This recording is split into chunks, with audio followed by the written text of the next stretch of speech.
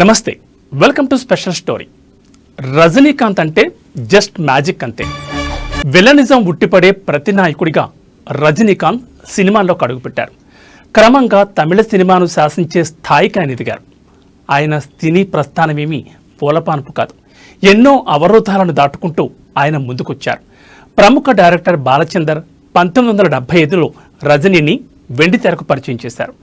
బాగా పెరిగిన గడ్డం, చిందరవందరగా కనిపించే జుట్టుతో వచ్చిన ఆయన తమిళ సినీ రంగంలో సూపర్ స్టార్ అవుతారని అప్పుడు ఎవరూ ఊహించి ఉండరు. తనకంటూ ప్రత్యేక గుర్తింపు తెచ్చిపెట్టే నడక తీరు, స్టైల్తో రజనీ ఉన్నత శిఖరాలను అధిరోహించారు. ఒకానొక సమయంలో ఆసియాలో అత్యధిక పారితోషికం అందుకుంటున్న నటుడిగా తొలి పేరు ఆయనదే వినిపించేది. దేశానికి వెలుపల కూడా ఆయనకు వీరాభిమానులున్నారు.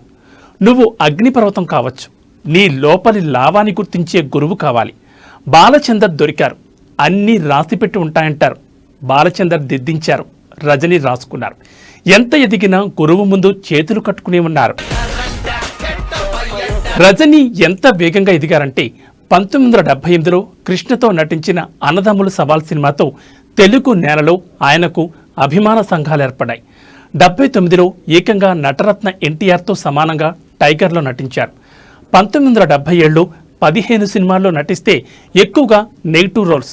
78లో సోలో హీరోగా భైరవి, తర్వాత హీరోనే అనే నియమం పెట్టుకోకుండా నటించారు. చాలా హిందీ సినిమాలు కూడా ఉన్నాయి. గొప్ప పేరేమీ రాలేదు, జస్ట్ ఓకే. తమిళంలో దళపతి, అన్నామలై, మన్నన్ ఇవన్నీ హిట్సే. కానీ ఒక యుద్ధ ట్యాంక్తో బాక్సాఫీస్ గోడల్ని బద్దలు కొట్టే సినిమా 1995లో వచ్చింది. దాని పేరు భాష. తర్వాత ఆయన మానవాతీత వ్యక్తిగా మారారు. ఒంటి చేత్తో కొడితే 25 మంది గాల్లోకి ఎగురుతారు. తంతే రైలు బోగి ఇనుప తలుపు కూడా బద్దలైపోతుంది. బుల్లెట్ను కూడా ఊదేయగలరు. 73 ఏళ్ల వయసులో జైలర్లో ఫైట్స్ చేస్తే చప్పట్లు కొట్టారు. రజనీకాంత్ది ఇండియన్ స్క్రీన్ మీద ఏ స్థాయి అంటే ఏం చేసినా లాజిక్ అడగరు, జస్ట్ మ్యాజిక్ అంతే. వెల్లర్ నుంచి సూపర్ స్టార్ వరకు ఆయన ప్రస్థానాన్ని చూస్తే ఏదో కనికట్టు చేసినట్లు అనిపిస్తుంది. దాదాపు 52 ఏళ్ల కిందట ఒక మెడుకో అమ్మాయి బస్ కండక్టర్తో గొడవపడ్డారు. బ్యాక్ డోర్ నుంచి ఎక్కి ఫ్రంట్ డోర్ నుంచి దిగాలి. అప్పట్లో బెంగళూరులో సిటీ బస్ రూల్ ఇది. దీన్ని ఆమె పాటించలేదు. తీవ్రమైన మాటల యుద్ధం. కొద్ది రోజుల తర్వాత వాళ్ళు స్నేహితులయ్యారు. ఆయన కళ్ళలోని తీక్షణత, మాటలోని పదును, కదలికల్లోని స్టైల్ను మొదట గుర్తించింది ఆవిడే. ఆయన ఉండాల్సింది బస్సులో కాదని, ఒక స్టార్గా ఆకాశంలోనని ఆమె నమ్మారు. ఆయన ఉద్యోగం మాని మద్రాస్ ఫిల్మ్ ఇన్స్టిట్యూట్ చేరారు. అవకాశాలు వచ్చాయి. ఆమె కోసం వచ్చారు, కానీ లేరు. బెంగళూరు వదిలి వెళ్ళిపోయారు. ఎక్కడికో తెలీదు. ఇప్పటికీ ఆమె పేరు నిర్మల, ఆయన పేరు రజనీకాంత్. ఇంటి పేరు సూపర్ స్టార్. రజనీ గురించి వినిపించే కథల్లో ఇదొకటి. నిర్మల కథ కావచ్చు, కల్పన కూడా కావచ్చు. ఆయనకి జీవితం చాలా ఇచ్చింది, తీసుకుంది. 9 ఏళ్లకే తల్లి లేని బిడ్డ. రజనీకాంత్ సినిమా వయసు 50 ఏళ్ళు, హీరోగా 46 ఏళ్ళు. ఇంత సుదీర్ఘకాలం నెంబర్ 1 హీరోగా ఉండడం ఒక ప్రపంచ రికార్డ్.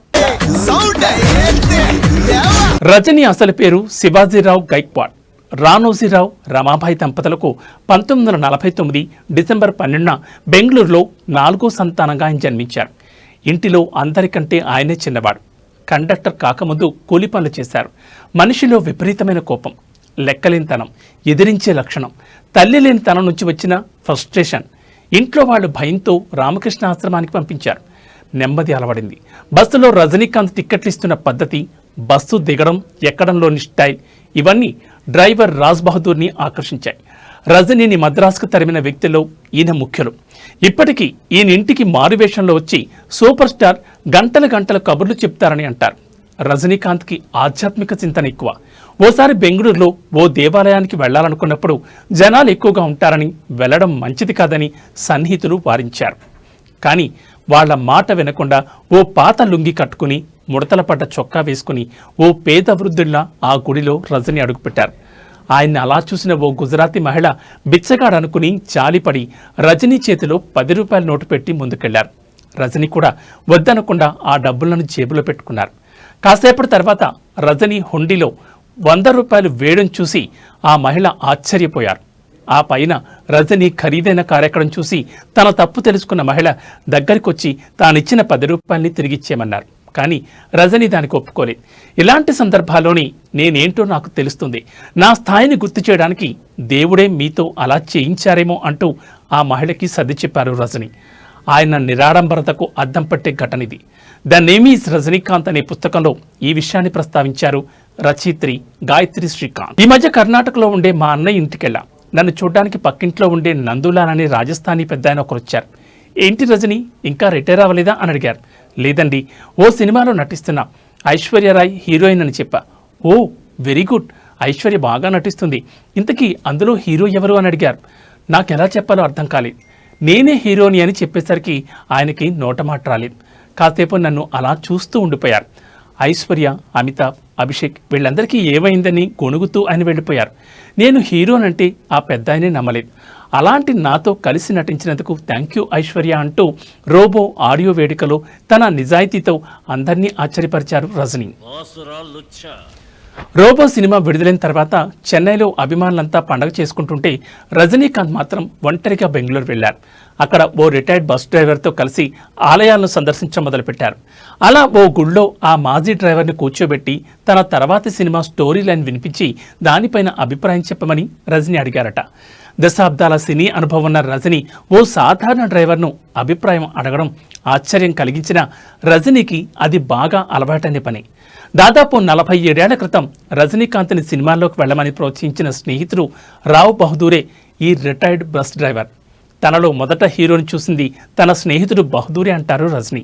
అందుకే ఇప్పటికీ స్నేహితుడి మాటకి జడ్జిమెంట్కి ఆయన గౌరవిస్తారు.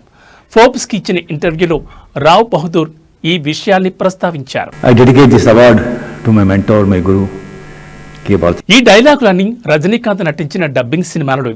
ఆయన తెలుగు నాట కూడా ఎంతగా ఫేమస్సో చెప్పడానికి జనం నోళ్లలో నాని ఈ డైలాగులే నిదర్శనం. ఆయన నటరత్న ఎన్టీ రామారావుతో టైగర్ సినిమాలో నటించారు. హీరో కృష్ణతో అన్నదమ్ముల సవాల్, ఇద్దరు అసాధ్యులే, రామ్ రాబర్ట్ రహీం చిత్రాల్లో నటించారు. అలాగే శోభన్ బాబుతో జీవన పోరాటం చిత్రంలోనూ నటించారు. చిరంజీవి, రజనీకాంత్ కూడా కలిసి నటించారు. తాజాగా నాగార్జున, రజనీకాంత్ నటించిన కూలీ సినిమా కూడా విడుదలైంది. ఇక మోహన్ బాబు హీరోగా నటించిన పెదరాయుడు సినిమాలో మోహన్ బాబు తండ్రిగా ఊరి పెద్దగా ఇచ్చే తీర్పులు ఆపరా, అంతకు మించి ఒక్క మాట మాట్లాడినా అంటూ సాయి కుమార్ డబ్బింగ్తో రజనీకాంత్ ఇచ్చిన ఎక్స్ప్రెషన్స్ ఆ సినిమాను మరో స్థాయికి తీసుకెళ్లింది. పెదరాయుడులో ఆయన చుట్ట కాల్చే స్టైల్, భుజంపై కండువా వేసుకునే స్టైల్ ప్రేక్షకులను బాగా ఆకట్టుకున్నాయి. సినిమాలలో ఆయన సిగరెట్ కాల్చే స్టైల్కు ప్రత్యేకంగా ఫ్యాన్ బేస్ ఉంది. రజనీకాంత్ హీరోగా నిలదొక్కునే క్రమంలో అటు తమిళంతో పాటు తెలుగు సినిమాల్లోనూ నటించేవారు. తర్వాత తమిళంలో బిజీ అయిపోయారు. దీంతో తమిళంలో ఆయన నటించిన సినిమాలు దాదాపుగా తెలుగులోనూ డబ్ అవడం మొదలైంది. బాషా, నరసింహ, అరుణాచలం, చంద్రముఖి, రోబో, శివాజీ, జైలర్ లాంటి సినిమాలు తెలుగులోనూ భారీ విజయాలు అందుకోవడమే తెలుగు నేలపై రజనీకున్న స్టార్డమ్కు నిదర్శనం. ఇది ఇవాల్టి స్పెషల్ స్టోరీ. మరో ఇంట్రెస్టింగ్ టాపిక్తో మళ్ళీ కలుద్దాం. నమస్తే.